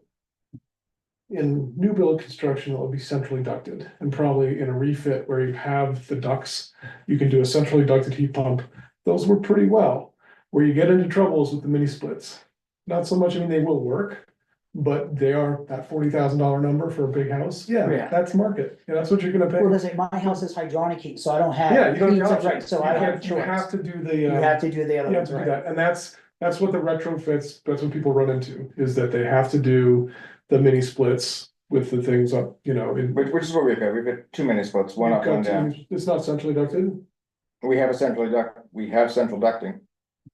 You must not get any wind at your house, it's because allowed- where I live, never gonna happen. We have significant wind coming across Southridge. The central ducts are used by the mice to get So around. you're not running anything in those ducts. No, we had the gas line cut 2 years ago. You don't have a wood fireplace or nothing? We have a wood fireplace. We've never had to rely on it. Kids all dress up like Eskimos all winter long? Yeah, the kids ask us to do the fireplace on like a snow day, because it's nice to have a fire going on a snow day, but we've never had to use it as a result of not having the heat pumps keeping up. I mean, I talked to every tech support person I talked to, and I've got plenty of friends who have them. and they all say the same exact thing. They do not, once they get below 40 degrees, they're It not doesn't, efficient. it does, I didn't hear a lot of information that seemed accurate from what Yeah. you were saying, so. Google the 7 days, there's plenty of people. Also, in when you Burlington talk that say about the same thing. costs of all of this, I realize there is a lot of expense involved and we're all keeping that in mind.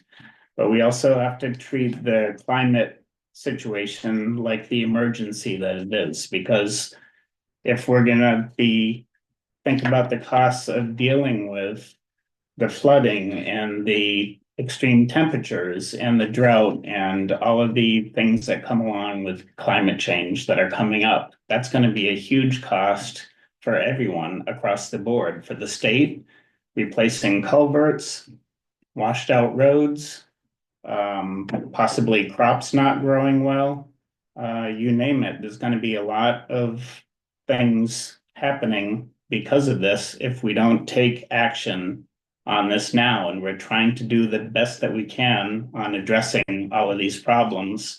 So you can't just say, no, you can't do this, no, you can't do that, no, you can't do any of these rules and things, because at least we're trying to do something here, and we're trying to address the emergency that it is. So don't start spreading misinformation around the town when we know that heat pumps do work, and we know this technology does work. And also, it's not going to happen overnight. Just because the grid right now cannot, maybe it can't handle if everyone in Williston went on all electric heat all at once. But we're talking about phasing it in over time. We're looking at 2050 as a possible date that all of our targets are aimed at. 2050 is not that far off, but it's over 25 years away. So we have time to upgrade the grid, get battery backups, get all these things that are going to help us even out the power load and make it more equitable and even and renewable, so that we can phase in more renewable heat and hot water so that everyone can stay warm for the winter. There's also Reed with his hand up online. Yeah, go ahead, Reed. Yeah, I just wanted to point out one thing that was mentioned, which is the cost to install things. And it is expensive. We recently have been retrofitting our 1815 house. And it has everything from single pane windows and no insulation in some of the walls to stuff that was recently rebuilt in 2021. So we have the whole gamut. We also have hydronic heat, we have radiators, we have radiant, we have electric radiant, we have heat pumps. And it is expensive to plan for things like this. And that's exactly why it's important that new construction come with it to start with. Because at that point, you're not competing with a retrofit cost. You're competing with installing from the start with a renewably powered heat pump system, which can change its heating source from air source to water source to ground heat source and use the same internal components in the future, versus installing a natural gas system, which cannot work with heat pumps. And so you're talking about fresh construction, and that the cost difference is much less in that situation than for a homeowner who didn't get to choose what heating system their home was built with. What's available on the market is available on the market, and they can end up with a home that may have been cheap to build, but is not cheap to operate or retrofit in the future. So I just wanted to call that point out. I think the key word that you said was choose. When you take that choice away, so if the person who's paying a contractor to build a house should have the choice to pick what they want to put in for a heating system. Maybe they don't want to use hot air, they want to use hydronic heat instead, maybe radiant floor heat. Geopumps do not do that. They do not do hydronic heat. They do not do hydronic radiant floor heat, just forced hot air heat. I would disagree with that. The building that's going on here, I live in Finney Crossing. So I live in a 2,000 square foot condo. It was built by Snyder's. No one had any choices to the type of heat. If they put in hot air, natural gas. So we've been there 8 years. When I walked in, we had come from a baseboard hot water gas system from our previous house. I said, why aren't you using baseboard? Because they felt hot air was more efficient. But they didn't say, would you like something besides natural gas as the heating source? And there's 159 units in Finney Crossing that are individually owned, and not one person got a choice. So the thing is, the standards have changed, the world is changing. I agree with your comments, Matt, that we're not talking about you as an individual homeowner is retrofitting. This is all based, this heat standard is all based on new construction. So talking about developments that are going in that will live a very long period of time, are built to be more efficient to start with just by the mere construction. And we're talking about the methods of heating them. Not that anybody that comes into a development, whether it has 20 houses, 50 or 159 like mine, has any choice with the developer right now about what they put in for a heating system. Because they won't sell it to you. If I said to them, I really don't want that natural gas, that wouldn't have even been an option in our house. You know, it's just. Well, you got a condo, right? Well, if you drive on Zephyr Road, yes, but there's also carriage homes and single family standalone homes, and not a single person had a choice in those units. Yeah, well, they built, because they know Vermont gas is the cheapest, most effective way to heating, so. But they that's- never asked the question either. So I'm saying that we are not talking about, in fact, we've already had that discussion, whether somebody who's living in a 1980s raised ranch is choosing to upgrade their heating system and forcing this upon them. We're talking about fairly large scale new construction. But you're still at the added cost of it having two heat sources, and also that people have to buy the green gas, which is twice as expensive as regular Vermont gas, and it's the same exact gas. Well, not under what we were proposing. Under what we were proposing, you could run the heat pump for 85%, and then you could run gas for the leftovers. You wouldn't have to use RNG to get to 100%. That's not what we were proposing.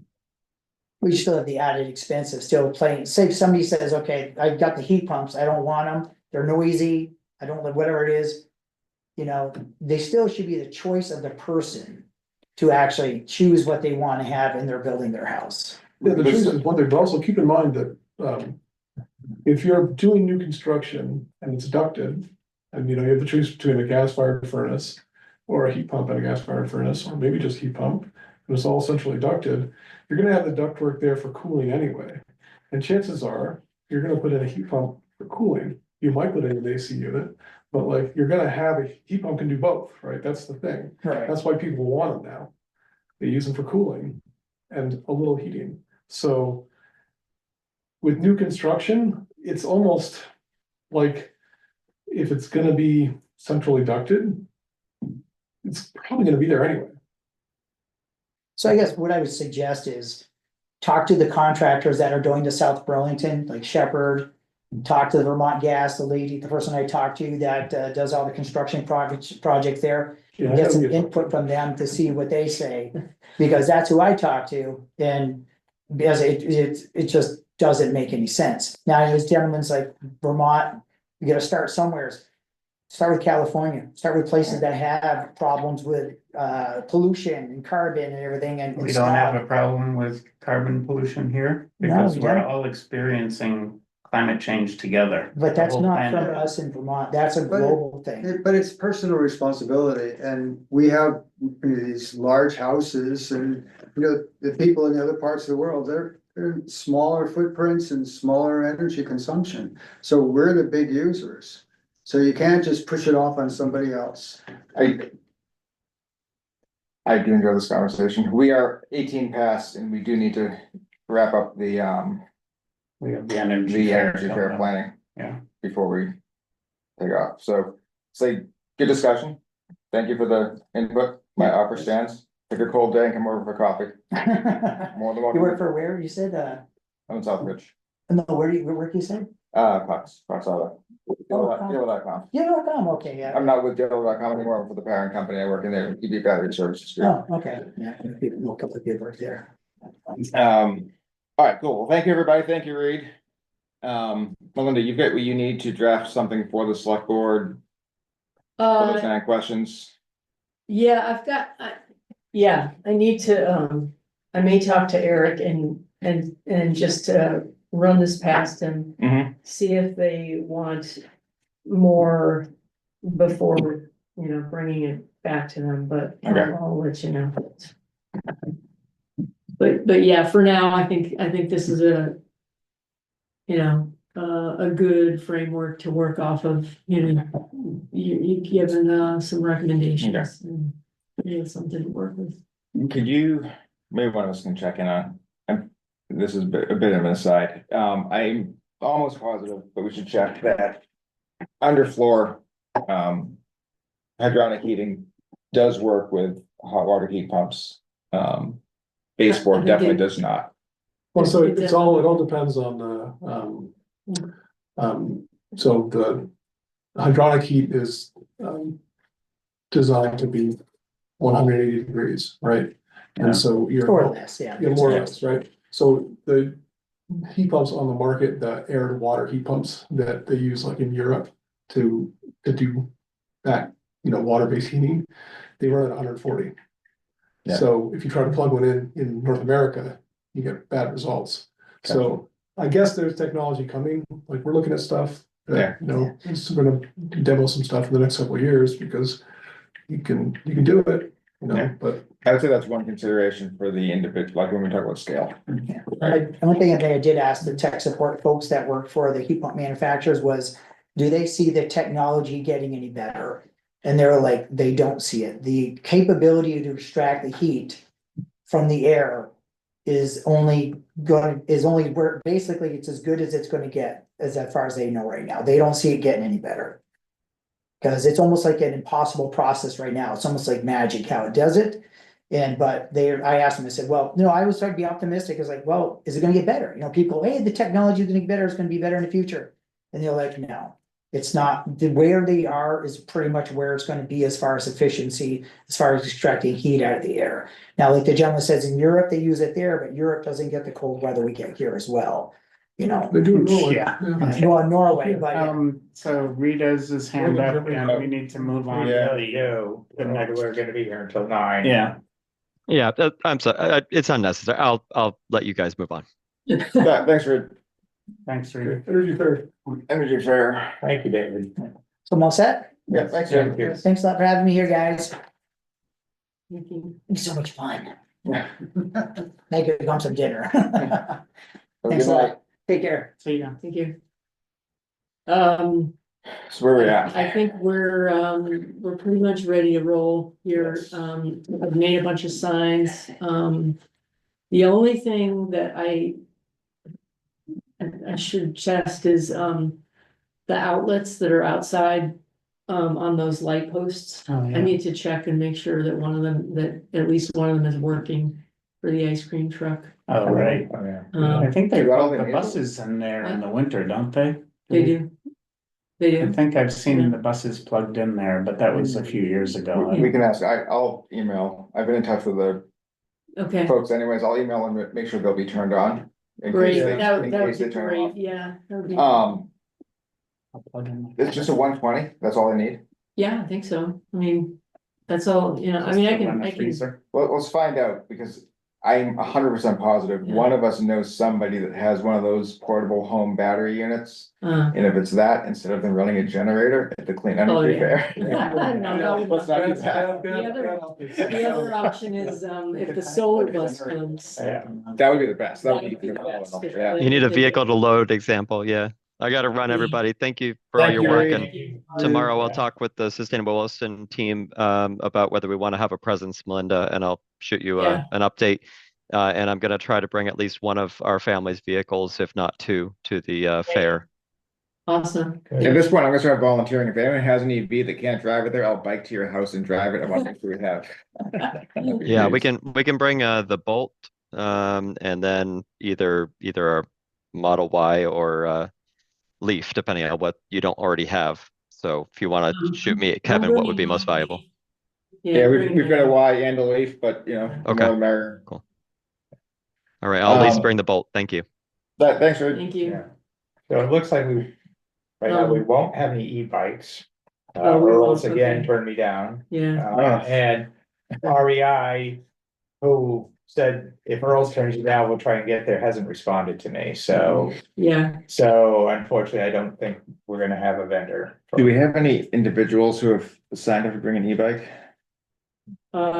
maybe, what's his face? I can probably get at least one, if not two. It would be nice to have them there. Yeah, they were gonna come, REI was excited, I wish I had approached them earlier, because they just didn't have enough time to plan, so. This guy Shelley Palmer, he brought an e-bike last time And a battery pack. and a battery. Yeah, yes, yeah. So I expect may he'll be probably there, do the yeah. same thing, Is he in on our ambassador list? yeah. Yeah. Mhm. Yeah, so far I think we've got around 14 or 15 EVs on the sign-up sheet. Good. We've got quite a few vendors. We've got like maybe 12 vendors. I've got, and I don't know if I told you this, Schmo Electric is unable to come, but I've got all of his stuff. Yeah, So I'm gonna bring my tent. And because he gave me signs to go up on the tent, he gave me like big banners, I got stuff to Right. hand out, so, and someone is, Tyler Carr, is he gonna bring the mower as well? Okay, I have pamphlets from Drive Electric National, all laminated, 5 or 6 different kinds, so we don't need to print anything off for those. Yeah. And so they sent me those, plus the little shoulder bags. yeah. Yeah, we've got a box with. I'll bring the Tickets. yeah, I got a box that's made up that drop them in, and good. then the underlying thing is if we get 50 people to sign up for the raffle, we'll have 50 people to survey or afterwards, so. Great. We did say, if anybody's manning the 18 and up, because I don't want young kids, and then we're sending them emails, about Yeah. that stuff, so the tickets do say 18 and older on. Oh, for the raffle. For the raffle, Okay. yeah, not to attend, they can go get all the ice cream they want, yeah. Under 18s need to use gas powered equipment, is that what we're saying? Yeah. Yes, I yeah, will bring the no, only for the raffle, P and Z, the planning tent, okay. which is quite big, and then we can have a table with the energy committee stuff, including giveaways and. Nice. So I'll come over here either Friday or Saturday, you'd like me to load up. I can Well, bring stuff over. I know it's only across the street, but help you haul stuff. sure, I mean, Friday, if you want, that'd be great. Are you gonna stage it at the school? Well, yeah, where are you gonna stage You it? could load your car. I could load my car so that I I can see. drive, so then we're not rushing around here Saturday, whatever will fit in my Subaru. Yeah, sure. I'm happy to come grab anything as well, Okay, so whatever, either Friday or Saturday, I can come here Saturday before heading over. maybe, I mean, I have a lot of room in my car too, so. I don't think, I think Reed, if you come Friday afternoon, that should probably be it, and then I Okay. can load up the rest of the That's stuff. what we've done before with Yeah, other events, so. Did you get cones? we've got cones, Okay. yeah, so, You're here to plan Friday. for. Yeah, I'm not doing anything else that day. Yeah, and then I have a concern about, people, it's not a great concern, but the other night I saw people all parked in the turnaround area for using the rec fields. Oh, Using yeah. at Village Park, so I'm wondering if, Should we ask the school if we can tape it off?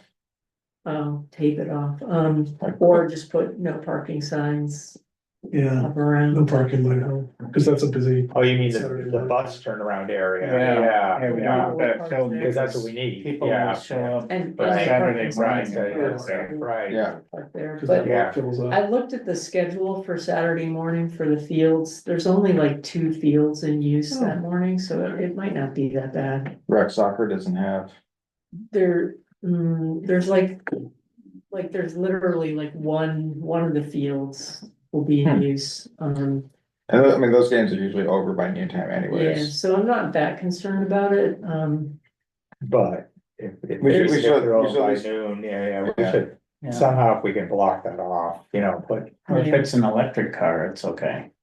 Yeah, but then we just won't be allowed to.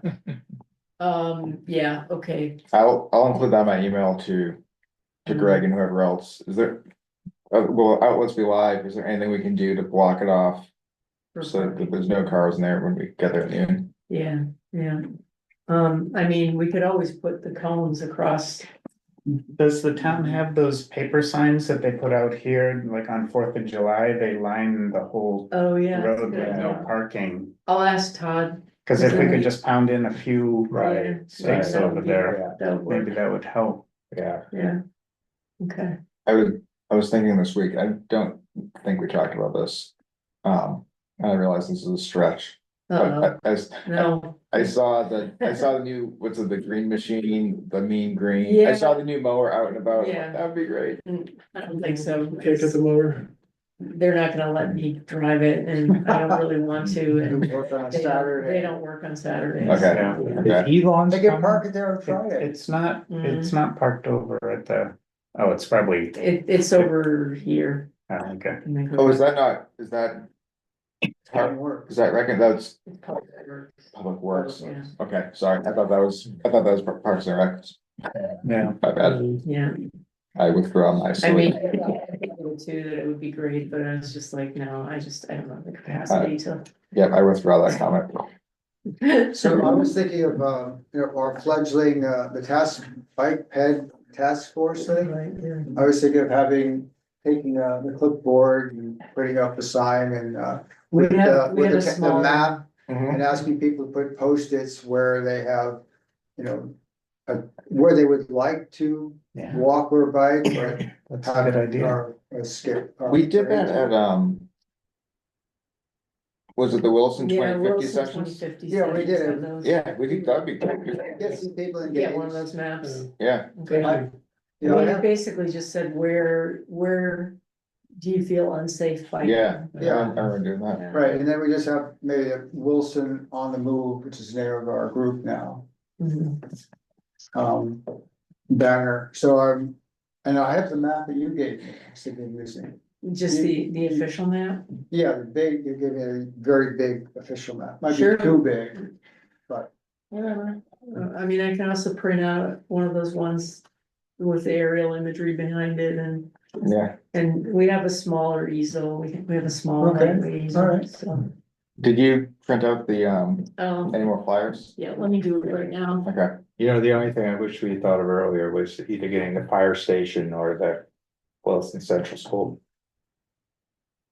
sign out front to advertise the energy fair, yeah, Oh. that's a great idea. well, really fire like- station, how long, They maybe change it out practically every day of what's there, Yeah, but, so, yeah, just a Um, good you ask. can ask. yeah.